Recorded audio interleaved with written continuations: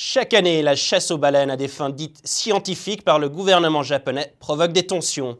Une organisation Sea Shepherd particulièrement active dans ce domaine avait fait beaucoup parler d'elle l'année dernière en étant accusée d'avoir provoqué une collision avec un baleinier japonais.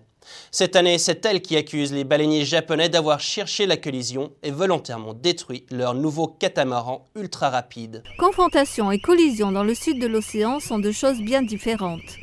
L'organisation Sea Shepherd déclare qu'un bateau de sécurité japonais a heurté leur bateau de haute technologie, le Adigil. L'agence de pêche japonaise, elle, déclare que la collision s'est produite alors que le Adigil est soudainement apparu devant le bateau japonais. Le fondateur de l'organisation Sea Shepherd, Paul Watson, insiste sur le fait que les Japonais ont délibérément voulu les heurter.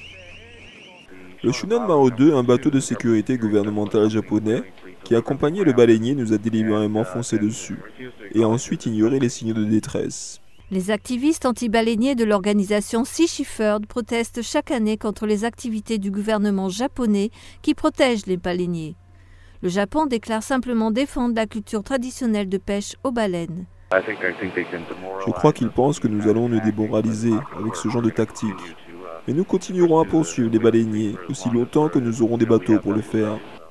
Pendant ce temps, le ministre de l'Environnement australien a réitéré l'opposition de l'Australie aux baleiniers et a également demandé aux deux parties de se calmer. Le